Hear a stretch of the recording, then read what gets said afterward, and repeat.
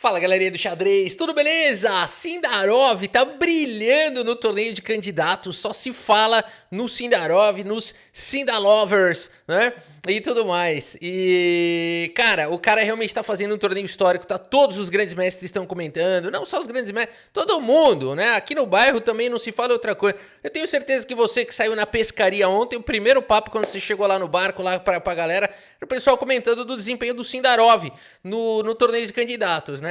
Então, realmente, o mundo do xadrez só fala, né, no grande feito que ele tá fazendo, e ele poderá, de fato, tem tudo pra isso, ele tá liderando esse torneio, poderá, de fato, vencer e desafiar o campeão do mundo, Gukesh, pelo título mundial no final do ano. Será um match de 12 partidas, e um contra o outro apenas, o mundial é esse formato. Eu não sei se hoje em dia são 14 ou se são 12, e acho que hoje em dia são 14, né? De 14 partidas, e então, cara, um duelo longo pela frente. Será que o Sindarov... Agora, uma coisa que muita gente não sabe, o Sindarov, tem muita gente que não conhecia ele, e recentemente ele jogou contra o Magnus Carlsen, jogou em dezembro de 2025, e eu vou trazer essa partida, então, do Sindarov contra o Magnus Carlsen, galera. Como é que vai se sair esse moleque? E uma curiosidade é que na qualificatória desse torneio, o Sindarov foi tão bem que ele teve o direito de escolher o adversário dele no momento lá, e ele podia escolher Vincent Keimer, Blue Baum, sei lá. Os caras, enfim, são gigantes mais perto. Você vai escolher o Ricardo Nakamura ou o Blue Baum, né? Você tem que escolher um dos dois. Se você quer pontuar, ou se você, enfim, você quer ir no lado seguro, confortável, você escolhe o Blue Baum, né? Suas chances de derrota são menores, né? O Ricardo é um monstro, o Caruana é um monstro, não é assim? Para a maioria das pessoas, sim, não para Sindarov. Olha o que ele aprontou aqui, galera. Vou mostrar para vocês esse vídeo aqui que tá no chess.com. E ele, aqui o momento, tá todo mundo lá. Tá o Carlsen aqui, ó, o Keimer, ali a Tânia Sachdev. Vai mostrar aqui os outros jogadores que estão por aqui, acho que é Aronian. E quem que ele vai escolher? Olha o que ele faz aqui, galera. Who would you like to play against? I will choose Ricardo. You will choose Hikaru? Olha a cara do Carlsen, ninguém acreditou. E olha o que ele foi lá e fez. Eliminou, cara. Eliminou o Nakamura nas quartas de final, tá? Então esse é o cara que a gente tá vendo aqui, tá? Que vai jogar contra o Magnus Carlsen. Essa é a mentalidade, esse é o raciocínio lógico do Sindarov. Ele não vai no mais fácil, ele quer o melhor, ele quer ganhar do melhor, ele quer ele quer ser o melhor do mundo. A verdade é essa, né? Então Sindarov, grande jogador, e a gente vai ver aqui. Agora, Rafa, essa abertura tá estranha, né? Eu tenho estudado aberturas aí, eu não sei, não tô conseguindo identificar. Por exemplo, aqui eles começaram com o peão do rei, né? Mas aí, de repente, quando eu olhei, eu falei, ué, peão dama? Isso aqui é peão do rei? Eu não tô entendendo, né? Então, eles jogaram essa partida no Freestyle Chess 960, no final do ano, que é uma modalidade bem interessante de xadrez e na qual você joga sem, né? Aqui a posição, ela é praticamente aleatória, tá? Eles fazem um sorteio lá da posição. Tem apenas umas restrições, né? Tem que ter um bispo de casas claras e um de escuras, e tem que ter uma torre do lado direito e uma torre do lado esquerdo do rei, não necessariamente nessas colunas. Isso aqui foi coincidência, poderia estar uma torre aqui e outra aqui, entendeu? Desde que tenha uma do lado direito e uma do lado esquerdo do rei, ou seja, o rei nunca pode estar nas pontas, obviamente, por conta dessa restrição também. E são 960 possibilidades, né? Então vamos ver como é que vai ser essa partida aqui. Agora, Rafa, quando tem abertura, como é que faz para estudar? E também para estudar finais, o que se faz para melhorar, né? Para aprender e tudo mais? Porque nesse nível aí, os caras já sabem tudo, eles vão pro 960. Mas e a gente que tá aprendendo, que ainda tá longe de considerar um 960, né? Então, o que eu faço? Eu vou mostrar aqui para vocês rapidamente. O que eu faço, tá? O que eu uso, que é o aplicativo aqui do Lotus Chess. Então você tem tanto treinamento de aberturas, olha aqui no menu inferior, tá vendo? Aberturas, e tem aqui também finais, tá? Além, claro, de puzzles, análise de partidas e estatísticas. Então bora lá fazer uma aberturinha aqui. Vamos fazer aqui a defesa siciliana, né? Tão famosa, Najdorf, do Gambito da Rainha. Então vamos lá, vamos fazer aqui a Najdorf. E aqui eu tô fazendo, ele já me ensinou, e então eu tenho que repetir o que ele me ensinou, tá? Basicamente eu tô tentando lembrar aqui o que ele me ensinou, não lembro se foi essa variante. Opa, legal.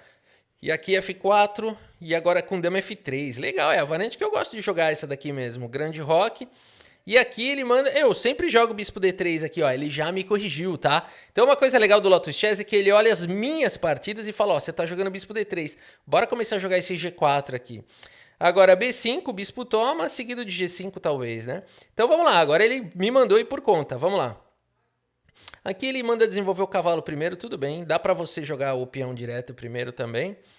Aqui a gente vai com bispo G5, F4, lembra? Dama F3. Depois de fazer algumas vezes você vai memorizando, esse aqui é bacana. Se você errar, ele te joga de novo, ó. Então aqui eu jogo bispo D3. Vamos começar a jogar esse G4, olha que legal, né?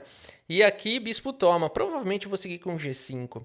Muito bem, galera, esse é o treinamento de abertura. Se você fizer isso, quanto tempo eu fiz aqui? 1 minuto, nem isso, né? E já, pra mim, reforçou um monte de coisa. Já me trouxe ideias novas. Imagina se você faz consistentemente um pouquinho por dia, ou a cada 2 vezes por semana, 3 vezes por semana, depende da sua disponibilidade, já ajuda muito, né? E você vai melhorar o resultado das suas partidas. Eu vou sair aqui do treino e fazer também um treinozinho de finais de bispos. Bora jogar então. Opa, eu tenho um peão a mais aqui, são bispos de mesma cor. O teu bispo está na casa de cor certa, que permite atacar. Embora a posição pareça vantajosa, é um empate isso. As pretas têm várias opções.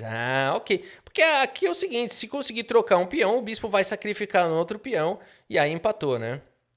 Então aqui, galera, para não ficar muito extenso, eu vou já ir para a parte prática, mas sugiro que vocês estudem toda essa base que ele vai dando aqui, né? Presta atenção, lê direitinho, porque é isso que vai dar a diferença na qualidade do seu treino, né? Então vamos ver se eu na raça aqui, mesmo sem... Eu tô dando uma de mau aluno aqui, dei um mau exemplo, né? Eu pulei aqui a explicação, vamos ver se mesmo assim eu consigo. Bom, olha que final legal. Eu tenho meus peões fixos nas casas escuras, eles estão imunes ao bispo do adversário. E eu tenho um bispo ativo e já posso atacar os peões dele, e inclusive não tem defesa. Agora, bispo A6 ou bispo C6, hein? Cuidado aqui.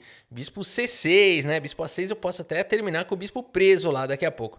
Então, bispo C6 aí, ó, legal. Agora ele me colocou numa outra posição, bispo por peão, vamos embora, né? Agora ele me colocou numa outra posição, disparar o peão sem dó aqui, sem dó, como se não houvesse amanhã aqui, disparando. Muito bem, e agora? Aqui tá mais difícil, né? O que a gente faz aí? Traz o rei, é isso mesmo, né? Vai pra cima do peão. E agora, aqui nessa posição, meu bispo tá atacado. Opa, não tem defesa se eu atacar o bispo, né? Se eu atacar o peão. Será que eu ataco o peão via C2 ou eu ataco o peão via D7? Isso mesmo, via D7, né? Via C2, o bispo dele defende lá em C6. Então, bora via D7 aqui. Muito bem, bora pro próximo. E agora, como é que eu faço? Eu quero promover. Será que eu jogo rei em C7, rei lá? Não, aí não vai dar certo, porque se ele sacrificar o bispo no meu peão, empatou a partida. Rei, bispo contra rei, empata. Então, o que a gente tem que fazer aqui? Exatamente, bloquear o bispo dele, né? E por aí vai, galera. Gostoso, né? É muito gostoso aprender. Se você se interessou, o Lotus Chess tá com 50% de desconto, galera. Mas é só até amanhã. E é de verdade isso, tá? Vai ter muita campanha que fala é só até amanhã, é o ano inteiro, né? Não, esse desconto aqui não existe. 50% de fato é só até amanhã. Então, o link tá aqui na descrição. Se você fizer o download também pelo link, você tá ajudando o canal. Se você assinar pelo link, você não paga nada a mais, tá? Pelo contrário, você tá tendo um super desconto e você também ajuda o canal, tá bom? Então, aproveita esse 50% de desconto da Lotus Chess. Link na descrição do vídeo e também no comentário fixado. E bons treinos, tá bom? Bora dar uma olhada então aqui na partida, pessoal. O Sindarov segue com o lance C3 aqui, abre a possibilidade de jogar com o bispo, dá suporte para jogar aqui no centro. E o Magnus Carlsen joga com diretamente o avanço do peão aqui para a casa de D5, um lance agressivo. O Sindarov captura, fala, vamos ver o que acontece, e o Carlsen joga tipo um dama B5 aqui com cheque, tá jogando tipo uma escandinava distorcida. Eu não sei, não tem nome, né, obviamente, essa abertura, mas parece uma escandinava distorcida. Dama E2 foi jogada e dama por peão, recupera o material. Problema, a dama andou demais já, o Carlsen só andou com a dama até agora, né? Então aqui, ao invés de jogar um D5 direto, talvez ele pudesse imitar o Sindarov aqui, jogar um C6 primeiro, né? Tudo bem que o Sindarov tá ganhando a iniciativa, o Carlsen acho que quis ele, né, botar pressão, mas ele acabou mexendo muitas vezes aqui a dama na abertura. Vamos ver se o Sindarov, como é que ele segue aqui. Cavalo em E3 foi jogado, protege o rei. ataca a dama, desenvolve uma peça. O Magnus Carlsen volta a dama. Isso aqui tá feio, Magnus Carlsen. E o Sindarov segue com o cavalo em F3. Tudo bem. Aqui atacando o peão não é uma ameaça tão séria. Tanto que o Magnus Carlsen joga aqui o lance C5 e tudo parece caminhar bem. O bispo defendeu o peão. Existe um domínio aqui, uma luta, né, pela casa central. E o Sindarov rasga o peão aí, joga esse peão no meio da galera. O Magnus Carlsen captura o peão. Temos aqui trocas. E aqui mais trocas, peão toma, e aqui cavalo em F5, opa, que legal essa ideia do Sindarov de avançar o peão, hein, seguir com o cavalo em F5. Esse cavalo na casa de F5 é um monstro, ele é conhecido como cavalo do Kasparov, tá? Então, esse super lance aqui do Sindarov, que parte para cima do peão, mas deixa a dama amarrada já. A dama aqui já começa a ter problema. E nenhuma peça foi desenvolvida, né? O Sindarov já desenvolveu 2 cavalos, a dama e tal. Aqui o Magnus Carlsen só a dama. A partida segue com o lance cavalo C6, finalmente desenvolvendo peças e protegendo o peão. E o Sindarov joga o lance B3, que é uma pancada. É uma pancada violenta porque o bispo agora vai para cima do rei e o rei tá meio esmagado aí, tá meio apertado. Tanto que é difícil de encontrar um lance. É muito difícil de encontrar um lance nessa posição. A tendência é querer jogar um bispo D6, mas a gente fica com receio porque fala, cara, em algum momento isso daqui vai acontecer, eu vou perder a dama. Ele vai botar o bispo aqui na mesma diagonal da dama, né? Então fica com receio. No entanto, seria o melhor lance. Tá? Aqui, bispo D6 seria talvez o único lance da posição, porque aqui, vamos dizer que aqui fosse seguir com o roque, e aqui depois de cavalo em F6, vamos dizer que trocou e joga um A4, ameaçando aqui bispo A3, dando problema, né? Mas aqui, de certa forma, o cavalo ainda pode ser utilizado aqui para bloquear aqui o efeito do bispo, com igualdade, uma posição com chances para os dois lados. Então seria a melhor defesa das pretas. É curioso, né? Que a melhor defesa seria entregar o par de bispos e, além de tudo, colocar a dama nesse alinhamento que é muito perigoso. Mas nessa posição precisava ser feito. Agora, o Carlsen seguiu com o cavalo de G em E7. Ele tá louco pra rocar. É o sonho dele aqui a fazer o roque. Problema, o Sindarov não vai deixar não. Sindarov segue com o lance bispo em A3, galera. Opa, o bispo vesgo.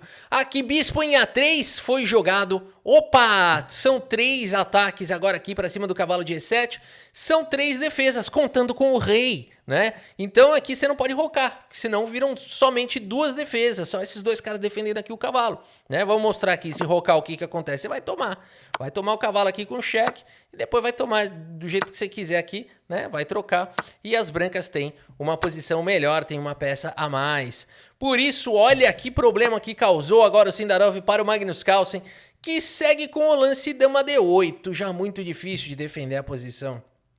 Aqui, para ter ideia, G6 parecia que acho que era o único lance aqui da posição. Mais difícil aqui, difícil você achar que isso daqui vai salvar, porque você parece que não vai conseguir jogar rei G7 nunca, né? Mas na verdade aqui, cara, torre G8, tem umas mentiras aqui, né? Isso aqui não sei se dá para jogar, porque se tomar agora tem o quê? Dama por cavalo, entendi. Tem umas mentiraiadas aqui, difícil de achar. O Magnus Carlsen seguiu com o lance dama D8, parece bom. Ele atacou o cavalo, ele tirou a dama aqui, continua defendendo aqui o cavalo dele, mas o Sindarov segue com o lance cavalo por peão, pessoal. E olha só que super lance. Não dá para capturar aqui o cavalo por conta de bispo por cavalo. E esse lance vem com cheque, esse lance ataca a dama. Mas, Rafa, a dama também tá atacada. Dá para jogar esse lance aqui. Tudo bem, depois de bispo por dama, de fato dá para capturar a dama, mas as brancas têm uma posição melhor por conta da continuação, ó. Primeiro tem que salvar aqui esse cavalo, tudo bem que esse cavalo tá defendido, né? Qual que é o problema de jogar aqui esse lance, hein? Qual que é o problema de jogar rei por cavalo aqui? Bispo E5, é cada coisa, né? Que acontece. Olha só o que tem escondido aqui, pessoal. Então não dá para jogar o lance rei por cavalo aqui, tem que jogar primeiro esse, ó. Você tá de sacanagem. Joga o rei pra cá e aí primeiro toma esse... Ô, louco, entendi. E aí quando vier esse bispo, joga bispo E7, cara, tá com 2 peças atacadas. Tá, essa continuação é super mentirosa, daquelas que a gente adora, né? É da linha do vizinho, é a linha do vizinho aqui, do Felipinho, do Felipito, a linha felipesca aqui. E aí teria que jogar o quê? Bispo A3, não, para com a mentira, rei por cavalo aqui, vai, pelo menos. Aí aqui joga a torre e toma, já que não dá pra salvar essa torre aqui. Rafa, termina logo essa mentira. Aí aqui bispo A3, aí bispo por A1. Quem que jogaria bispo A3? E aqui bispo F5, olha que legal, né? E aqui se der cheque, o que que acontece? Encosta... Não, aí se der cheque pendurou a torre. Aí joga esse e joga aqui, né? Vocês viram que mentira? Mentira da boa, né? Aquela mentira bem contada, que a gente sabe que é mentira. Sabe aquele amigo mentiroso? Sempre tem um. Sempre tem na turma. É o mentiroso do bar. Todo mundo chama ele pro bar, porque é o cara mais engraçado do bar, né? Você só não chama ele se você vai montar uma sociedade, não sei o que, porque você sabe que o cara é mentiroso pra caramba. Mas pra chamar pro bar é divertido demais, não é isso? Sempre tem um desse. Agora é o seguinte, pessoal, isso aqui é a linha desse mentiroso. Mas é muito boa, né? Muito boa. Só não vai chamar ele pra estudar com você, que você só vai ter mentira ali. Pessoal, cavalo foi jogado. E aqui o Magnus Carlsen tenta se livrar um pouco do ataque, jogando o bispo por cavalo. O Sindarov segue com o cavalo por F5, mantendo 3 ataques pra cima desse cachorro. E agora, será que dá pra defender? Bom, por enquanto tem 3 defesas. 3 ataques, 3 defesas, parece que tá bom. Então, nada mais natural do que tentar expulsar este cachorro. Sindarov segue com o cavalo toma, parece que o Carlsen conseguiu defender, hein? Só que não, pessoal. Sindarov segue com o lance bispo em E4. E agora, quem é que vai defender esse peão? Fala sério. Fala sério. Ô, Rafa, tá fácil. É só jogar um dama C7 aqui, né? Ainda eu tenho uma linha de mate forçado aqui, ó. Brancas rocam, e dama dão, e as pretas ganham com checkmate. Essa linha é bem forçada, né? Ela não é forçante, ela é forçada mesmo. Agora é o seguinte, pessoal, dama C7 não funciona aqui nessa posição. Vai jogar um bispo F3, vai manter o ataque aqui do cavalo e tudo mais, vai trocar e vai ganhar a torre. Por exemplo, aqui tem que jogar rei G7, ou se jogar qualquer porcaria aqui, ó, tentando salvar a torre. O ataque continua. Quem é que vai defender este cavalito? Ninguém, né? Ninguém, não tem jeito. Aqui você tem que rocar e deixar quieto, né? As brancas vão ganhar. Por isso, super lance do Sindarov bispo E4. E o Carlsen, percebendo a tragédia, tem uma ideia. Ele fala, cara, eu vou perder a dama. Ele já entendeu que ele vai perder a dama aqui. Ele fala, mas pelo menos eu vou levar algumas peças. Como é que o Carlsen faz isso? Ele joga o lance bispo D6. Ele sabe que o Sindarov ia cravar o bispo. E agora parece que acabou o jogo. Mas o Carlsen tem um plano. Bispo por bispo deixando a dama. E pelo menos nessa linha, o Magnus Carlsen conseguiu uma torre e um bispo, né? Pela dama. Então, vamos ver se dá pra jogar, né? Torre e bispo aqui pela dama. O cavalo mata com o bispo e essa torre mata com essa torre aqui. Vamos ver como é que segue o jogo. Bispo por B7 foi jogado pelo Sindarov e o Carlsen joga cavalo F5. Parece que o Carlsen tá conseguindo trazer finalmente as peças pro jogo.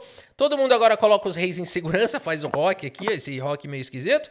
E aqui bispo em E4 foi jogado pelo Sindarov atacando o cavalo. Ele quer trocar tudo e jogar um finalzinho melhor. Cavalo centraliza, dama atacada, vem para casa de C4, mantém o contato, mantém a pancada. E aqui temos o lance torre de F em 8, bispo atacado, escapa para casa de D5, ameaçando ganhar material. Cavalo em E2 com cheque foi jogado, rei vem para casa de H1, rei G, torre E7 foi jogado aqui, fazendo a proteção do peão. Temos aqui, de qualquer maneira, o super lance aqui do Sindarov. Bispo por peão de qualquer maneira. O Rafa, não é só tomar aí. O problema é que a torre ficou sobrecarregada, né? Se torre por bispo, simplesmente dama por cavalo. E aqui a gente tem um final muito favorável para as brancas, porque torre desempenha melhor que bispo. Dama desempenha levemente inferior a duas torres, mas pelo fato das brancas terem 2 peões a mais aqui e essas peças cooperando, né, é diferente dama contra 2 torres, de dama e torre contra 2 torres e bispo, melhor para as brancas, bem melhor. Por isso o lance jogado foi rei G7, e aqui para o Carlsen interessa manter as peças no jogo. E agora temos o lance bispo D5, colocando o bispo em segurança. A5, o Magnus Carlsen ainda tenta alguma coisa. G3 foi jogado pelo Sindarov, posição ainda é perigosa. Bispo B4, cuidado com esse Carlito. Rei G2, e aqui o lance torre D6, cuidado, hein? Aqui torre D1, os lances aqui muito bem calculados aqui do Sindarov, a posição é delicada. O Magnus Carlsen segue com cavalo C3, e agora, hein? Deu um duplo aqui, e agora? O que vai fazer? Bom, tem que tirar a torre daí, torre D3 foi jogado aqui com pressão no cavalo. Cavalo por bispo foi jogado, torre toma. E o Carlsen segue com torre de D em E6. Sindarov joga simplesmente o lance torre aqui em D3. E acredite se quiser, meus amigos, Magnus Carlsen abandona aqui a partida. Abandonou porque não dá mais. Sindarov botou pressão, castigou a abertura do Carlsen. A verdade é essa. Ele castigou o Magnus Carlsen lá atrás, né? Vamos puxar o relatório aqui do chess.com, meu. Foi impressionante isso. Ele pegou a vantagem e não largou nunca mais. 97,9% de precisão para o Sindarov. Ele jogou igual uma máquina. E o Magnus Carlsen fez 90% de precisão, o que para o Chess 960 é uma precisão altíssima, mas a precisão do Sindarov foi surreal. Rafa, depois dessa partida eu quero sua opinião sincera. Quem é melhor? O Magnus Carlsen ou o Sindarov? Fala bem a verdade, a gente quer saber a sua opinião nessa questão de quem é melhor dos dois. Hoje, frente a frente, o Sindarov e esse que tá arrebentando no torneio de candidatos. E o Magnus Carlsen trocando a fralda do seu filho. Joga agora um contra o outro. Um match, mundial, 14 partidas. Quem leva? Pessoal, na minha opinião, Magnus Carlsen, né? Assim, com tranquilidade, eu diria. Não digo que o match vai ser tranquilo, mas a minha opinião é bem convicta, assim, é bem tranquila, né? Acho que seria um match difícil. Não acho que seria tão difícil quanto foi contra o Caruana, não. Não seria tão difícil assim. Empataram todas. Na época não eram 14, na época eram 12, 2018. Empataram as 12. O Carlsen ganhou no desempate nas partidas rápidas. Não acho que seria igual. Não. O Carlsen ia mandar umas vitórias aqui e ali do Sindarov. Talvez não fosse passar invicto, né? Mas ia ganhar. Na minha opinião, é o mais esperado de longe. O Carlsen ainda, na minha opinião, tem um nível bem acima do Sindarov. Não é pouco, não. É bem, tá? Rafa, mas você falou esses dias que se o Carlsen estivesse jogando o torneio de candidatos, esse que o Sindarov tá ganhando agora, o Sindarov ia ganhar o torneio. Mesmo com o Carlsen jogando. E agora, você entrou em contradição? Não, e eu mantenho minha mesma opinião. Não entrei em contradição. O Sindarov tá fazendo um torneio de candidatos que é raríssimo. Quase ninguém fez na história. Então, o formato do torneio privilegia esse tipo de corrida. Então, mesmo se o Carlsen estivesse jogando o torneio de candidatos, talvez ele não estivesse fazendo a mesma corrida que o Sindarov. E talvez, mesmo com a presença do Carlsen, o Sindarov fosse ganhar o torneio de candidatos. Mais uma vez, não significa que, na minha opinião, o Sindarov é melhor do que o Carlsen, mas significa sim que o que o Sindarov está fazendo nesse torneio é quase sem precedentes e tornaria, mesmo a presença do Magnus Carlsen, com a presença do Magnus Carlsen, tornaria possível a vitória do Sindarov nesse torneio. Rafael, certeza absoluta disso que você está falando? Claro que não. Certeza não tem nenhuma. É só opinião, conjecturas, especulações infinitas. E é isso. Tá bom, pessoal? É isso. Espero que vocês tenham gostado. Deixa eu limpar, meu. Tá escorrendo aqui. Ô, Rafa, que você... Isso daqui é a melhor invenção do mundo, né? Isso aqui, eu não vou mostrar a marca porque não estão me pagando. Mas isso aqui é a melhor invenção do mundo, é meia, né? A meia você pode usar para limpar a boca, você pode usar para limpar nariz, você pode usar para limpar... É o melhor paninho que você tem. E depois você ainda põe no pé e põe para lavar e tá tudo certo, né? Então você ainda usa. Você usa o paninho para uma coisa ou outra, né? Limpa guardanapo, você pode usar passar o nariz, um monte de coisa. Você ainda usa depois a meia, depois põe para lavar, né? É um paninho muito multiuso, muito bacaninha, né? E é gostosinho, né? Tem um tecido macio. Eu adoro meia pra tudo. Pessoal, é isso. Espero que vocês tenham gostado aqui da partida e do vídeo. Muito obrigado pela sua audiência. Um grande abraço para todos vocês e até a próxima. Valeu!